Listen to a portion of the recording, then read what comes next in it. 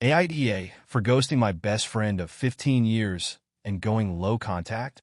I, 33F, was best friends with Kelly, 32F, fake name, for 15 years. We met when I was 18 and she was 17, and both our partners were best friends.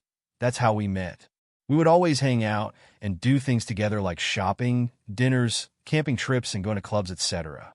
She would make comments on how I dressed or did my hair, things I would say or do, and I always thought she was just looking out for me as a friend.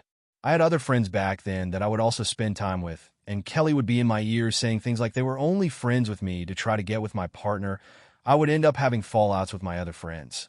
Also, little did I know she was also trying to get mutual friends of ours to not be friends with me. So in the end, all I had was her, and she would constantly put me to the side when she would make a new best friend. Remember this, it's important later. To her, I became the last-minute friend, cancels plans last minute because she got a better offer from someone else, or calls me because she has no one else to hang out with. Fast forward to her getting engaged. 3 months later, I told her I was pregnant. 2 months after that, she was pregnant. It was like she started making everything a competition, and she had to one-up you on everything. Then came her wedding.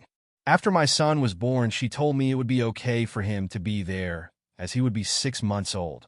A week before the wedding, I called her to confirm he could be there in case I needed to make arrangements for a babysitter. She screamed at me, telling me, "I already told you no kids allowed."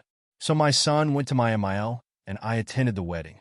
Their family were asking me where my son was, as there was another couple who had their baby there, Kelly new best friend. I responded saying that I was informed it was a no-kids event and he was with his grandmother. 2 days after the wedding, Kelly came to my house and was screaming at me that I ruined her wedding. She said I bitched her guest that my son couldn't be there. I bitched about her to her mile. I got so drunk I couldn't pick up my son. I had 3 champagnes over the afternoon, and a friend, their aunt, offered to drive me so I would risk being over the alcohol limit, and I accepted, and the list goes on. I tried defending myself and telling her that I did none of those things and that their aunt offered to drive me. She ended up leaving, and I broke down in tears. The next day, she was calling me, and I was still too upset, so ignored them. After my son fell asleep, I had a quick shower and could hear my front door. So I got out and wrapped in a towel. Found her sitting on my couch. We talked about the conversation the day before, and she told me she made it up to hurt me. After this, I wanted to go no contact, but didn't want to damage our partner's friendship. Our friendship wasn't the same. I became more wary of her behavior. Fast forward again, we both now have 2 kids. She has 2 boys, and I have a boy and girl. The gender jealousy. I started seeing a therapist after having my daughter and filled her in on the breakdown of our friendship.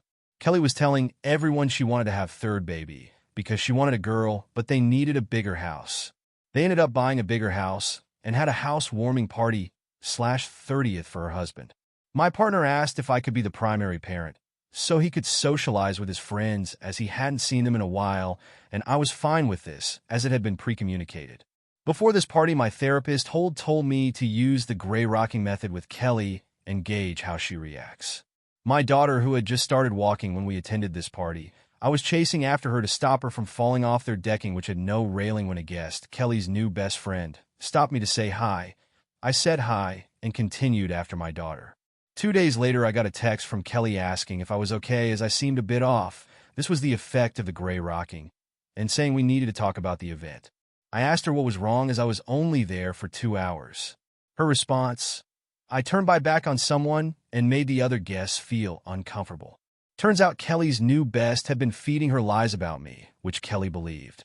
Even though Kelly had known me for 15 years, she believed someone she had known for all of 5 minutes.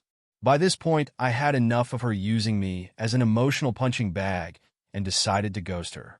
She eventually blew up at me for not texting her to wish her son a happy birthday, which I then blew up and told her where she could stick her friendship because I was done. 3 years later, and our eldest sons are best friends in kinder, and I can't wait for them to go to separate schools so I can finally go full no contact. I still mourn the friendship we once had, even though I look back and see her narcissistic, gaslighting behavior. But AITA for how I handled the situation.